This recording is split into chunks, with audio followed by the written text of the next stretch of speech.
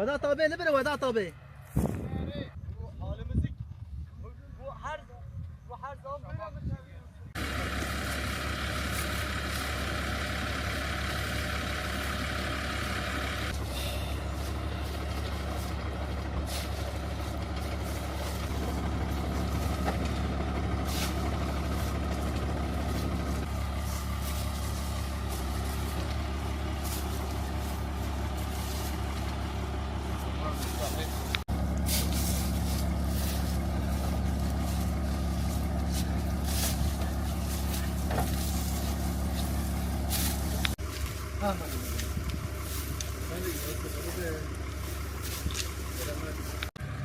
Bu şu da zaten abi. Abim söyleyeceğim diğer ki adım. Deri ki. İstanbul diğer ki ayı. He sana bir deri ki var yani.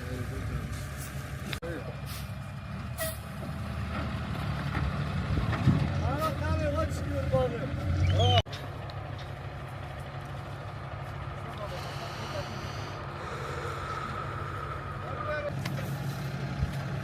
Bir de ayı.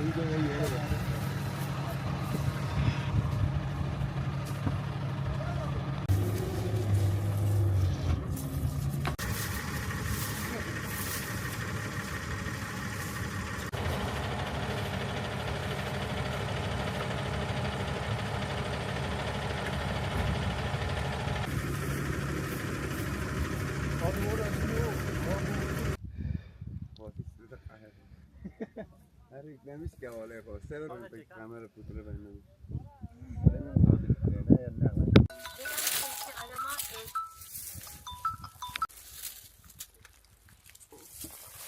Alo. Diyarbakır'a karpuz işçisi olarak gelmişiz Hasan Çavuş'la birlikte. Çalışıyoruz abi. Daha görünen kısmı, bunun görülmeyen kısmı da var. Böyle her yer kan ter içinde kalıyor. Hava sıcak abi, o yüzden normal yani insan terliyor da. Karpuz da ağır olduğu için o şekilde abi. Abi biz gece 3'ten sabah 5'e kadar değişiyor yani. Gece 3'te geliyoruz, 4'te geliyoruz, 5'te geliyoruz. Allah ne verdiyse akşam saat 8, 9 bazen onu bulduğumuz da oluyor. Vallahi o şekilde. Abi biz kavala usulü çalışıyoruz. İşte önce kırmamızı yapıyoruz güzel bir şekilde. Ondan sonra kamyonlarımız, tırlarımız geliyor sırada. Sırayla kamyon tırlarımızı sokuyoruz. Kamyon başı, tır başı yemeği alıyoruz. 12 haftadır buradayız. 2 haftadır Diyarbakır'dayız. Daha bir 5-6 günümüz daha da var Diyarbakır'da. Güneşin sıcaklığı abi. Karpuz artık fayda etmiyor bize. Alışmışız şimdi ufaktan beri içinde olduğumuz için. O şekilde alışmışız yani karpuza. Abi zorluğa zordur. Mecburuz. Gel burada çalışmaya misal bu tarım işini yapmak zorundayız. Atalarımızdan kalmak gibi bir şey diyelim. Büyüklerimizden öğreniyoruz bir şey. Mecbur da yapıyoruz hepimiz. Şanlıurfa Suruç'tan abi. Kaç gündür buradayız? Abi 2 aydır çıkmışız doğru düzgün evimize. Bir 4-5 gün bile doğru düzgün kalmadık yani. 2 aydan beri full karpuz yüklenmesi yapıyoruz, çalışıyoruz abi. Abi zorluğu var. Zorluk olmasa böyle olmayız yani. Abi valla değmiyor. Bir şey, yani kazandığımızdan bir şey daha iş bitmemiş, para bitti. Ben bunu sana samimi bir şekilde söylüyorum abi. Evet. Var abi ya, olmaz. Herkeste var abi. Abi değişiyor da genellikle gece 4.30-5'te. Gece 8-7. Gününe göre değişiyor. Zor oluyor mu abi? Tabii zor.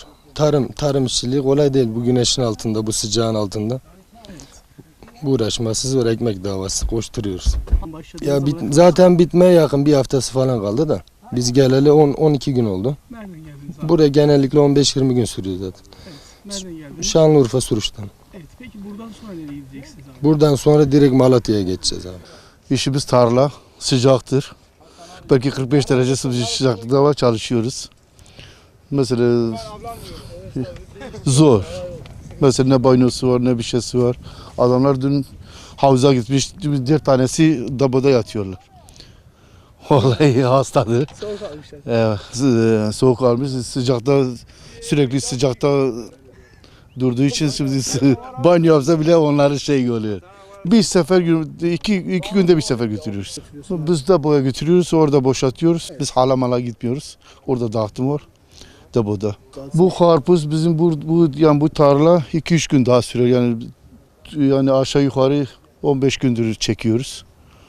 Yani 2-3 günde biter yani burası biter. Başka yere bu işçiler gider biz de memleketimize gideriz Deriye.